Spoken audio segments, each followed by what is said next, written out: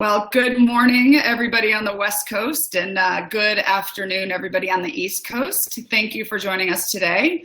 If you don't know us already, I'm Laura Hatch. I'm the owner and founder of Front Office Rocks, and I am here with Andre, our Eaglesoft guru, buddy, friend, pal, that we started doing these webinars a couple months ago, and everybody loves it. And Andre and I were just saying it's a great time we get to visit once a month and talk about a software that we love. So welcome everybody to our webinar. Today we're going to focus on insurance. We're going to attempt to give you guys some tips and tricks and some ideas and help specifically in the employer and insurance part of Eaglesoft. We want to stay very focused in that. And we are both available to you after the webinar too. So if we don't address a question or don't, handle something that you have a question about, you're more than welcome to reach out to us. So before we get started, I want to just mention, if you're here live with us, on the left-hand side, there should be a place that you can type questions. Andre is going to be showing us his screen and going through Eaglesoft in a minute, and I'm going to be monitoring the questions and sending them to Andre during this webinar. So please start sending us your questions. We are going to keep it very specific on Eaglesoft. We're not going to start talking about, what if we're in network for an insurance? How much do we write off? That's a whole different subject in itself. So please send us your Eaglesoft questions, and I'll make sure that we address them now or we get you an answer at the end. So before we get started, I don't know if you haven't followed Andre on Facebook yet, but you should. Andre, tell us a little bit about where you've been, what you're up to, and how's everything going in your world? You know what? I'm starting to think I should just get rid of my mortgage and just start paying American Airlines, because I spend more time on American than I do at home. So I've been everywhere. I mean, Sunday night I snuck into Las Vegas to hang out with the Patterson folks for the night. So I got to spend Monday night with Alex Nudell from Revenue Well and all of the Patterson technology advisors, the trainers. So we had dinner in Vegas, and I flew right back the next morning. So, but I think, and no, that's a 6-hour flight plus sitting in the airport and everything else. So it's a little long trip, 12 hours to have dinner, but it was well worth it. That's great. That's great. So good. So you keep, if you're not already part of Andre's group, it's Eaglesoft Field Guide Group on Facebook, and he's always trying to post where he's going, if he's got events, if there's something that you can join him with, and I'll have that up at the end of this. I'm happy to be here and alive because I just finished a Spartan race, and so I don't know why I feel like I had to share it to the world, but 8.3 miles in the mud in Illinois after a huge rainstorms. So I'm happy to be here with you guys today, and let's just start getting into what we're talking about today. So the reason that I want to talk about insurance is, for me, one of the things I find is that this can really muddy your software. If you have too many employers in, too many insurances connected to too many employers, 2, 3, 4 years down the road, you just have lists and lists of different insurances that really should have been combined, and it really doesn't help you and serve you any good. So Andre's going to go through the nuts and bolts of entering and updating employer and insurance. Like I said, please ask questions along the way. If you have to leave or you miss any of this will be recorded and we save it on YouTube. So on that, I'm going to go ahead and have Andre, do you want to go ahead and do your screen share? I will. Let's do that. Nice seeing everybody. We're going to turn our cameras off and let Andre show us Eaglesoft.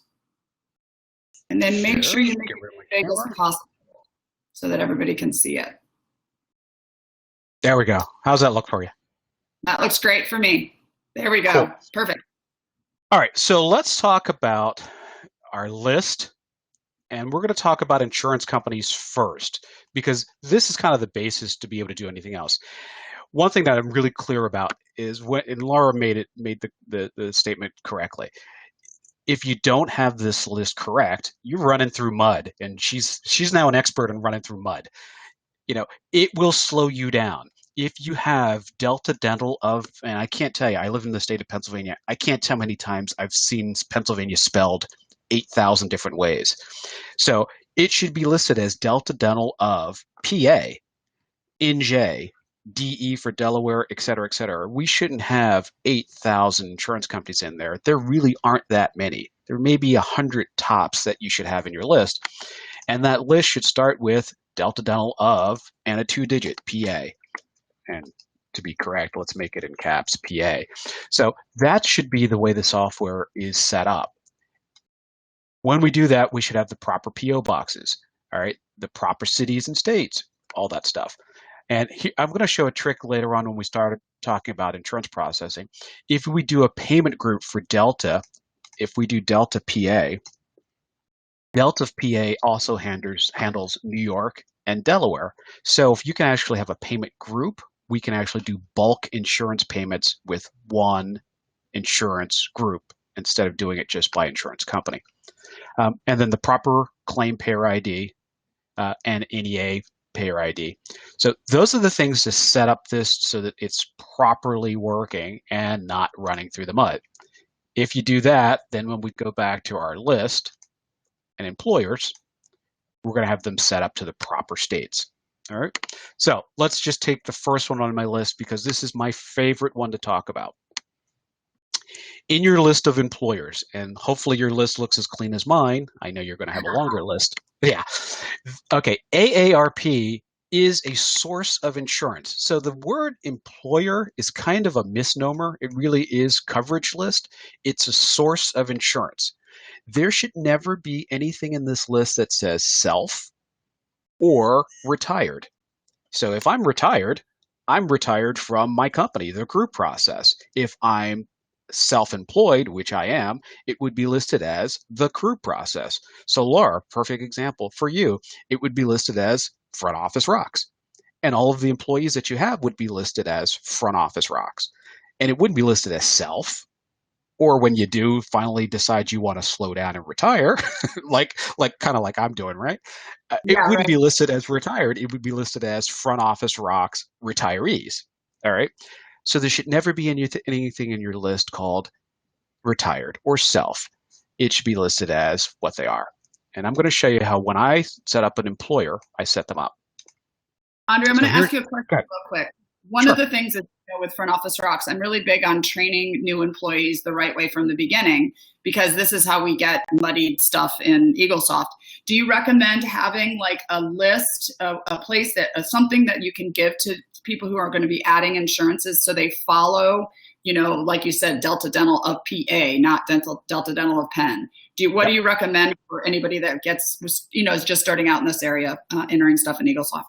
So on my Facebook group, in the file section, there is a diagram that shows how I set up all employers, all insurance companies. And here's the thing. If you've been using Eaglesoft for a while, there is absolutely no reason for you to be adding new insurance companies. There just aren't any new insurance companies coming along. But if you're setting up an existing insurance company, there is a template on there for how I would suggest that you do it. And then there's also a process for cleaning it up. So there's a couple of different sort of SOPs on that site, standard operating procedures on that site. That's great. But for setting up the employer, what I always do is the same format here. So the name of the employer or the name of the source of insurance, AARP.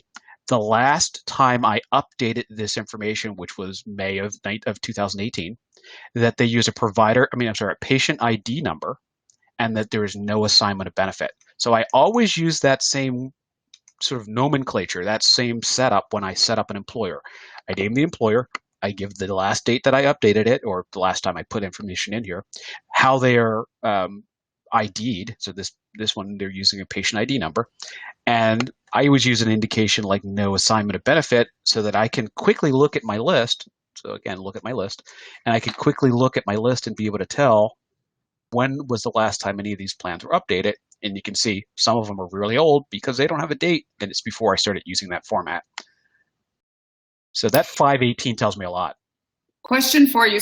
Somebody already asked about if the insurance is self-purchased, would you list the employer as the patient's name? No, because even if I go out today and I go buy a plan, that plan is either a small business association plan, it's Obamacare, so it could be listed as Obamacare if you want it to. It could be Aetna Dental Advantage. It could be something like that, but it has a name. I mean, I don't think that I'm so special that I could go buy a plan and it won't be a plan that they've already designed for somebody else. So it probably has a name somewhere listed, even if it's just group benefits. But, and usually I call it by the insurance company name, like Aetna Dental Advantage or Aetna Self-Insured.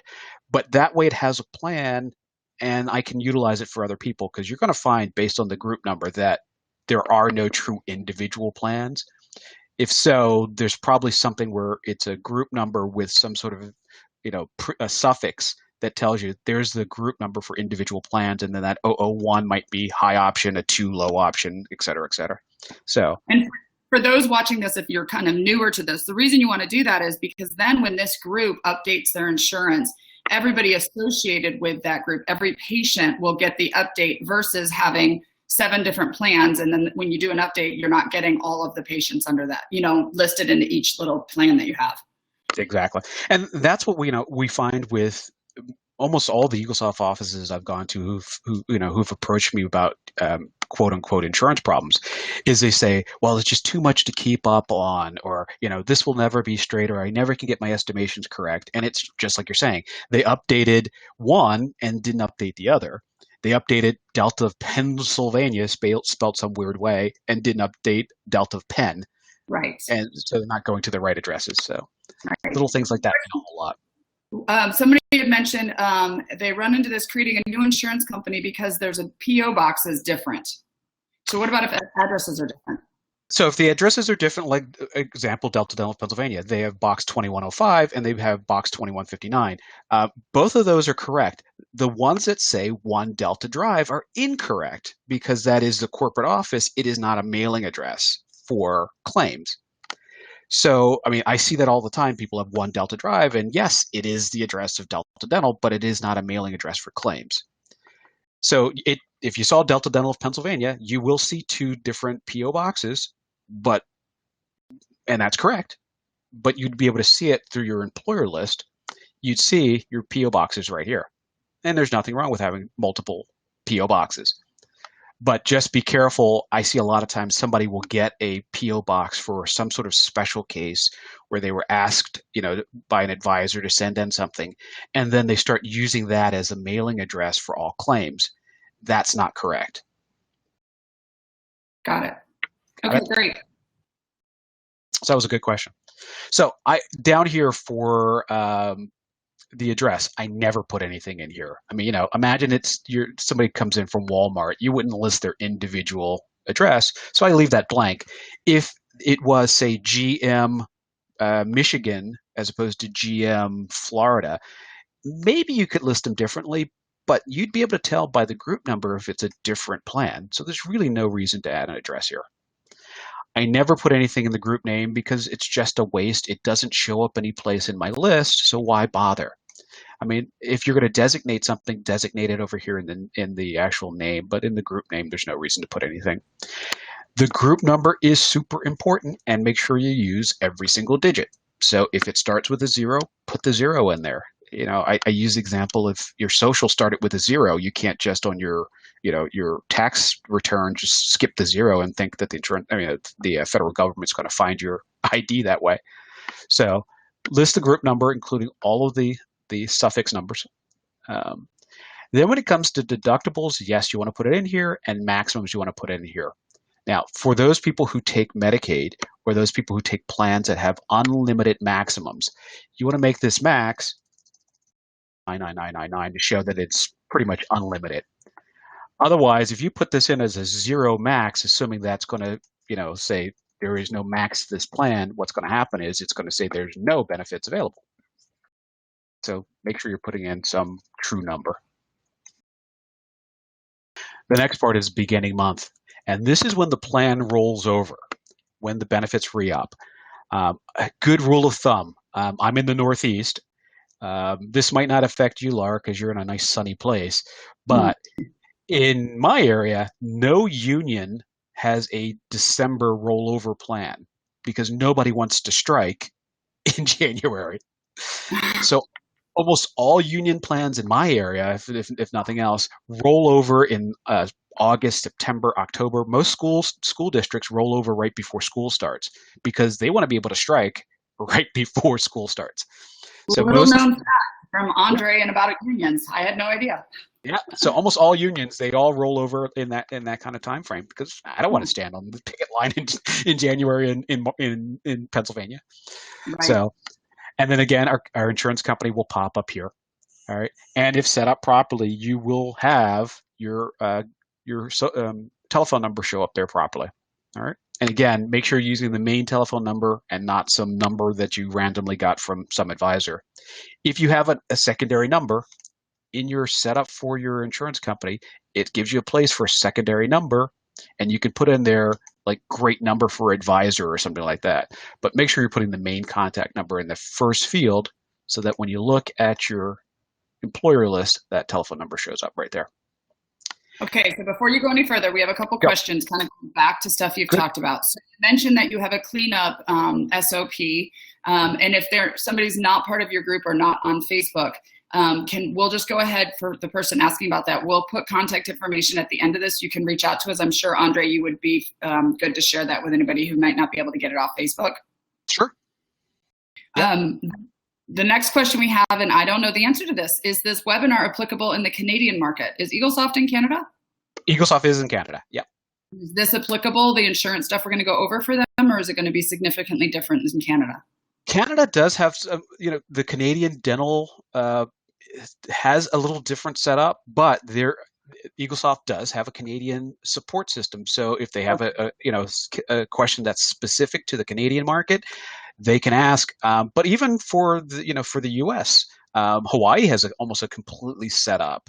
Delta Dental of Hawaii has a completely different setup than Delta Dental of Pennsylvania. So each of these can be tailored for the market. So do you recommend that they reach out to support for something like that? Would support UTC or PTC be able to help them, or is that more specific to like asking you how to work with that? No, actually, PTC is great for the Canadian market to help because, like I said, they have people who are specifically trained for that setup. Okay. Back to cleaning up again. I have a comment here. My problem with cleaning up is misentered information is finding the correct address, payer IDs, and how to determine the correct ID or address for each insurance company. Good question. Okay. So here's the deal. So if you just do a Google search for Delta Dental mailing addresses or, MetLife mailing addresses, you'll be able to find those addresses, very clearly on everybody's website. They have those mailing addresses because they want the addresses to go to the right place. Now, beyond that, cleaning them up, there is no easy way to clean up these lists if they've been used. So I'll backtrack because that's a common thing. So imagine I did have in here, let's make this, I like Delta because Delta's easy. So if I had in here Delta Dental of Pennsylvania, all right, and this was one that I knew was just a bad one. So there might be another one in here that I can utilize, and I would take the first one that was the bad address, and what I do is I write, and we'll make it anything. I'll just write bad here. I know that's hashtag old, I think is what I'd put in there. So I knew it was an old. And what I do is I push it all the way to the margin, as far out as I can get it, so that when I look at my employer list and employers, if I see that bad, I know those are the ones that I have to correct. So now I can just edit that and go find the correct one. I'm just going to make it that for the moment. And I can just change it to that one. And now it's updated. Once I get everybody off the bad one, I can either delete it if it lets me. Sometimes it won't let you, or I can inactivate that insurance company. Mm-hmm. And so when you're doing that, you definitely have to train anybody on your team again of how you're doing it. Because if one person's doing it one way and somebody's doing it another way, and the new person doesn't know what that means, you're just going to continually be muddying the water. Yeah, for me, this is one of those, since I have OCD, this is one of those projects where I like to sit in a room, just knock it all off in a day.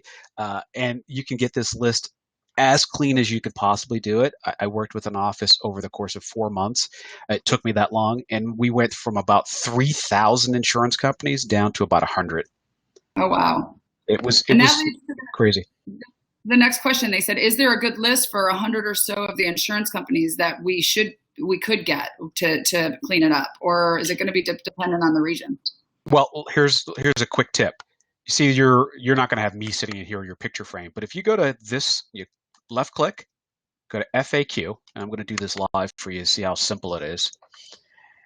And you type in from here, claim payers. Right, you can see this is one of my, I go to this all the time, claim payers, and search for it.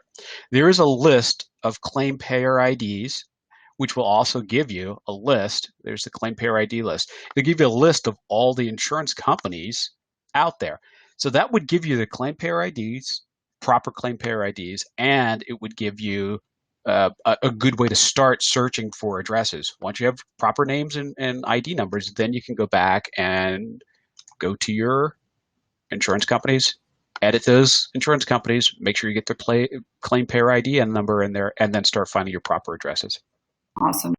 It's great. Yeah, that's great. So we have someone who said, we run across several employers that may have many group numbers. So do you set up one for each group number? Yes, you do. Yep. It's a perfect example. I mean, if you just use a company like Patterson Dental, imagine Patterson has group number 1, 2, 3, 4, 5 as their primary group number. But then the suffix might be 0001, which would be management. 0002 might be salespeople. 003 might be customer service people. So yeah, you're going to have multiple group numbers for an employer, and that's proper. There's nothing wrong with that. Great. One more question, and then you can keep moving forward. Sure. Somebody wants to know, what is the real-time box? Okay, so the real-time will, if you're using Patterson and when I say Patterson, if you're having your claims processed through Patterson, you're being billed by Patterson, it comes through a third-party vendor.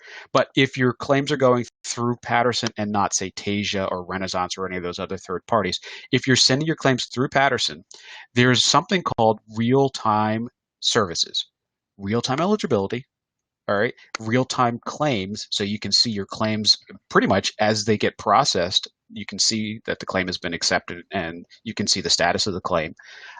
It's fantastic service. I mean, it's probably less than $30 a month. I think it was $29 the last time I checked, and it gives you real-time data about your claims or about the eligibility of your patients. I mean, I don't have a client who doesn't have it. I think it's one of the best features that there is. Awesome. Yeah. Okay, great. So feel free to keep going now. We're all caught up on questions. Well, I'm glad somebody asked that, because this ties back to our claim payer ID, because your claim payer ID has to be correct in order to do that. If you look at this claim payer ID and you see this one is blank, that means I don't have a claim payer ID for this, which means it will not go electronically. There is also a generic 06126 payer ID. You can use that if you didn't know the claim payer ID so that it will go electronically.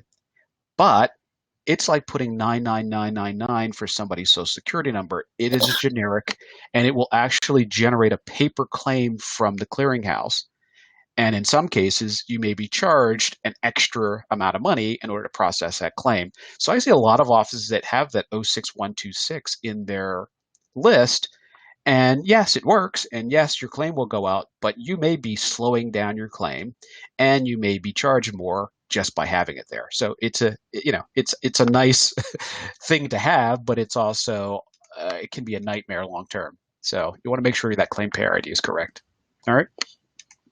Yep. Now back into this notes field. I see a lot of people put in here things like FMX every 36 months or something like that. Okay. This should not be in this box. Okay. Because just like we talked about multiple group numbers per employer, this is where you would put information about the insurance company and not about the employer. So it shouldn't be in this box here. It should be under your employer. Let's go back to our list. An employer. It should be in this box over here under notes. And in this box, you can see pro fees at whatever interval.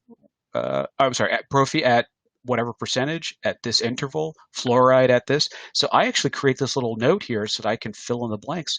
My pro fees at 100% with twice per year, up to 18 years old or whatever. So I can have these little boxes so that I can put this information in here, so that here's my favorite thing about having those notes there.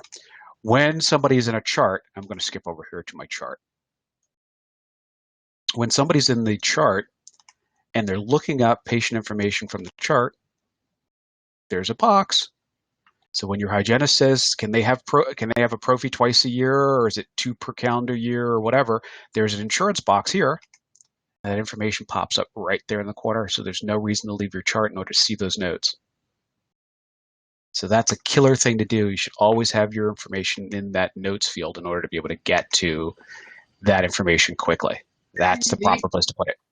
Where do you leave that? Where do you copy and paste that into that field? Yeah, I have this saved on my desktop just as a little text file, and I just copy and paste it here. And everybody can come up with their own format. But if they have a sort of a call-in sheet, which a lot of offices have, a call-in to insurance sheet where they take down this information, they can just copy that and paste it in here, whatever works. Okay. Somebody says that they put that info in the prompts. Is that not a good place to put it? The problem with the prompts is you have to go here and you have to look at each one of them. I have that too, Prophy Cycle, but this doesn't show up anyplace. I'd have to physically go into this. And remember, for my clinical area, I want my people to be able to quickly get to this information, and they can't get into the prompts unless they go through employer and into prompts. So yes, prompts is a interesting place, but it's not a fast place. It's great for the front office to do it, but it's not a great place for the clinical area. You don't want the hygienist having to come to us every single time to ask, And that's exactly what happens. Yep. So somebody asked, why wouldn't you create a patient alert for insurance frequencies? Because that again wouldn't be good for the clinical team, right? It's not good for the clinical team, but the other thing is I don't do anything that's people specific. If it means that I have to add an alert to somebody that says 2 fluorides a year or something like that, that's going to put on to that patient an alert. Now, what happens if they change plans? That means I've got to go in there and take that off of them. Otherwise, they've gone to a new plan. They don't have 2 fluorides per year, and now we're going to assume it's correct. And everybody says, well, yeah, we have a great team, and nobody would ever forget to do that. But what if they hit the lottery? My system is everything in my office needs to be lottery proof. So if everybody in my office hits the lottery and I don't play that day because I'm the boss and I wasn't involved in that, they're not coming to work on Monday. And I've got to be able to run my practice without anybody leaving and taking the information with them. So I don't rely on alerts. Andre, that's why I love you, because my reason's always if they got hit by a bus, and you found the positives. Yeah, well, I think that in the back of my mind, but I think I say it the other way. Exactly. So we have an office who's actually looking at the Eaglesoft eligibility, and they're wondering, is it accurate? Is it worth it? You have mentioned a little bit about that. What do you think? Well, here's the way I look at it. If it cuts off about 60% of the phone calls we make, then it's well worth it. For $30 a month, it's well worth it. The other thing is it is as accurate as you're going to get if you go to the insurance company's website. This is not a new leg, but it's a decent crutch. And it's okay to put your weight on a crutch that's decent, but you're not going to run on this thing. Use it that way. If you're always asking, do they cover bruxism guards? Are you always asking, do they have coverage for a particular procedure? It is not the answer, but it is a great step to get to that. And I use it here. I'll show you right here. I use it in a really interesting way. You see my employer down there called Unknown MetLife? Mm-hmm. Typical guy comes in the office and they have no idea what their insurance is. And they go, I think I have MetLife. Well, I just put them in this. I give them that employer, Unknown MetLife. I hit my eligibility button. So let's go over here to person. So I go to person. I grab my guy, and I edit his information. All right, and he doesn't know what kind of insurance he has. So I just put him in the Unknown MetLife, and then I hit my eligibility button. And it goes out to the insurance company and automatically pops back and says, no eligibility found. So then I go, okay, I didn't find it. I'll hit the employer. I'll change him to Unknown Delta Dental. Hit the button. It comes back. So the course of 20 seconds, I could have found out if he was covered under MetLife, Aetna, Guardian, Delta, whatever. And I don't have to do anything other than that. So again, it becomes a service for my office where we actually market it in this way. We say, we offer a complimentary benefit check. Would you like us to do that for you? That's great. I never even thought to do that. That's a good tip, everybody. You should do that. There you go. I have a question. Do you recommend copying and pasting the info from the insurance notes into the memo section of Edit Patient for easy access for those that are not fluent in chart? Absolutely not. because that information is employer specific and not people specific. Okay. And the problem is people now change insurance companies. It used to be every blue moon they would change insurances. Now it's every year. And just like you said with updating, group information, if somebody changes, that means I've got to change thousands of patients instead of hundreds of of employers. It just doesn't make sense to me. I live in a world where I've been in more than 5,000 dental practices, most of which have Eaglesoft. And the issue that I find in most offices is they have this people-specific data. When we need to share it to employer or insurance company, it needs to be broader so it's used by many instead of the few. Yeah, so, I agree. I mean, it sounds great on the surface, but long-term use, no. Yeah, because you might win the lotto, or somebody might win the lotto, and then they wouldn't be there. We want to be positive on that. This is going to be interesting because I want to see if you and I agree on this. And this isn't Eaglesoft necessarily specific, but you were talking about eligibility. How frequently do you recommend getting a full breakdown versus just verifying the eligibility? Well, that goes back to that date that I had there. I want to do it almost every time the patient walks in the door. I hit my eligibility button. That's part of my confirmation process. Yeah. And thank God most of my offices are using Revenue Well, so the confirmation is pretty much done. But then I confirm a bunch of other things. I want to confirm that the benefits are still remaining. Maybe that person went to have Indo yesterday and they have $200 of benefits left. Yeah. I want to verify that they still live at the same address. There's a couple things that I do as far as verification. So yeah, I hit the eligibility button pretty much every visit. And it's so simple to do. Yeah, I recommend doing it when we're going to do confirmation calls or anything. I always recommend 2 days before the appointment, just so that way when you do have to call them and say, hey, it looks like your insurance changed, or you used your insurance at a specialist or whatever, just to be prepared before they come in. So I agree. Hey, can you do a mass update with the real-time box to check the real-time boxes for all the insurances? Yes, but I don't even think you need to do that. But there's a utility to update that. But if they have real-time eligibility, you don't even need to get it through that employer information. That's really for the real-time claims, which is something most people don't use. So if they need to do that, then yeah, Patterson can help with that. Okay.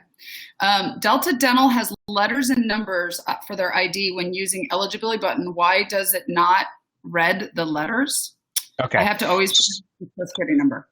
Okay. So Delta Dental uses socials as an identifier. Some group plans can use a patient ID number, but as a default, you can always use the social. I only use ID numbers on 2 plans, and those are my federal employees, which uses an R number, and Aetna, which uses a W number. Everybody else, I default to social. So again, 5,000 practices, and I manage a lot of practices on a daily basis. I don't expect that any of those people, any of those offices are using ID numbers for anything other than federal employees or Aetna patients. Everything else defaults to social. So I don't have that as an issue. Okay. Yeah. And again, when I run into an issue like that, easy fix, go back to social. Go back to social. Yeah, exactly. Okay, great. And for the eligibility, is there a certain version of Eaglesoft for the eligibility, or is it all the versions right now? Let's say all modern versions, so everything beyond 16. Okay. And we have one that we have several employers that offer adult plans and pediatric plans. Suggestions how we enter those into Eaglesoft. So again, you wouldn't have this, but imagine AARP child, AARD adult. That's the way I would list it to show here. Now, maybe her question is this, because I have a lot of plans now where dad has a plan, a subscriber plan, and then they have a dependent plan. So that's a little bit more tricky. And that setup is a little interesting because what you're going to do is on dad, you're going to give him as primary his primary plan, and you're going to set up his secondary plan as his dependent plan. And then you set up the kids, so their primary plan is that dependent plan under dad. It's a little weird, but that's kind of how you have to set it up. Okay. Yeah, there's a whole big discussion on the Facebook group about that too. Okay, yeah. And for anybody listening, if you haven't heard already, you need to get involved with his Facebook group because he's written a ton of information to help offices. And there's other people posting ideas or questions all the time, and Andre's been there to help. So we have a question on the Delta Dental. When you're clicking on the eligibility, you said that there's Delta Dental and it will search all the Deltas, or do they have to be state specific? State specific, but remember, Delta Dental of Pennsylvania handles 3 states. Delta Dental of Michigan handles a couple of different states. So you can combine some of them. Yeah, and so like I said, it depends on what you're doing, but you could set up, like my unknown MetLife, you could set up an unknown Delta PA/Delaware/New York. So Okay. you can make one like that. Yeah, good question. When we check eligibility, where does the team be able to see that it's been checked? So if there's somebody else there that wants to see what they have remaining and stuff, where would they find that? Okay, so under the person screen, and when we edit a person, and you hit the eligibility button, and I can't do it because I'm not online with it, but there's actually a history button here that lets you see the last time it was checked. But again, this goes back to what both Laura and I were saying. I don't rely on that. If you're opening up somebody's information and you suspect that that information isn't correct, just hit OK again and get new eligibility, because it's possible they quit their job yesterday. Yep. Yeah. So, and it takes seconds, so why not just hit it again? It doesn't cost you anything different, and it's like anything else. The more you use it, the cheaper it becomes. Now, I'm going to be honest here. It's been a while since I've been in Eaglesoft. So I'm struggling through this, like riding a bike, they say. Can't you also right click on the ledger somewhere and see eligibility? I thought I remember there was another one to see it. Well, there is an option in the preferences that will add a note to the account screen to note when eligibility was last checked, but not everybody has that turned on. But that just tells you it was checked. It doesn't tell you what the information was. Oh, I thought you could right click on it and see the information. No? Whoops. Hey, I might teach Andre something if I'm right. Well, and again, because I've never used it. Okay. Yeah, okay. Because you're trying to, you're not online. Well, yeah. You can post it, and then I want to post on your Facebook page that said that you learned something from me. That's true. I do that all the time. Exactly. Yeah, I thought there was. It's right there. It says eligibility benefits information. Oh, I don't want to sign it. Right click. View. No. Eligibility. There you go, and then you can see eligibility right there. Right, but I think it just takes you back to the eligibility window. Valerie from, I'm not sure where she is, says you can see the details. So okay, well, cool. There you go. There's your answer. Yeah. And again, yeah.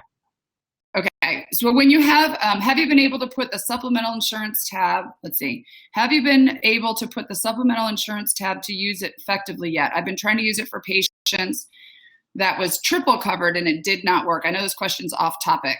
Any thoughts on that? Or and she can probably see here that I am on version 17 here. I have not used supplemental insurance. I advise my clients, this is my coaching clients, so this is my opinion. I don't ever send tertiary third-party insurance. I refuse to go down that road. And so, I'm sorry, it's just too many steps, and 99% of the time, well, 80% of my clients are in PPO plans. So by the time you get to tertiary third-party plans, there is no coverage. So it's a waste. I will be happy to print a form for somebody so that they can submit for a third insurance on their own. It's a new feature in Eaglesoft, but I have yet to use it.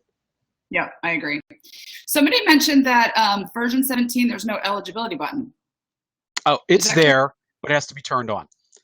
Okay. So if they're looking at their screen and they see a blank space, it's because in File and Preferences, under e-services, you don't have real-time transactions checked off.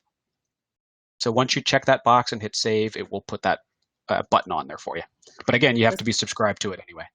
So go talk to your doctor, get subscribed. Yeah. Get signed up.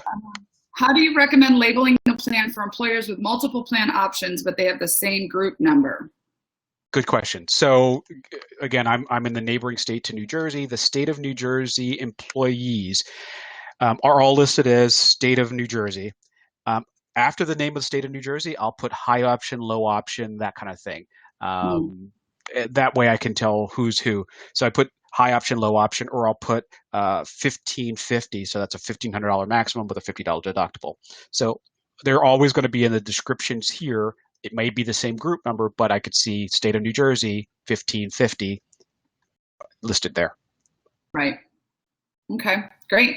So do you have any other tip? We don't have any more questions. I think we've catched up, or been keeping up with everybody. Do you have any That's other good. suggestions, tips and Yeah. tricks? Yeah. So the last thing I'm going to suggest to everybody is we'll talk fee schedules and coverage books. That's a whole rabbit hole to go down. But down here in the bottom, you can see adjunctive, diagnostic. All right. Do you notice I have diagnostic non-covered services?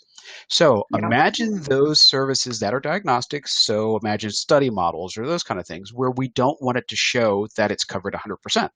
So I actually created a new service category called diagnostic non-covered that's covered at 0%.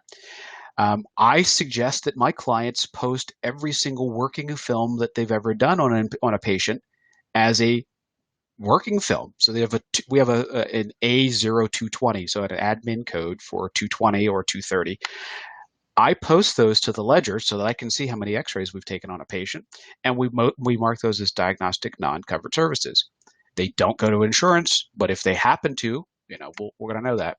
I have implant services, the body, and I have implant services for the restorative of implants, so I can break out those things. I have ortho adult, ortho child. So I actually give new categories so I can actually see these covered services. Preventive non-covered, so an adult fluoride is a preventive non-covered service. Products, of course, prosthodontic multi-units, prosthodontic single units, bridges as opposed to crowns. My denture themselves and my adjustments to dentures. And then my favorite is my restorative post-resin. So I can show that that's covered at 35% instead of 80%, which is the default for restorative. So right. We did that also for onlays. Perfect. Yeah, to have its own, because it wasn't covered at the same percentages. Yep. So that's under list, general setup, and then service types. And you can add to that list.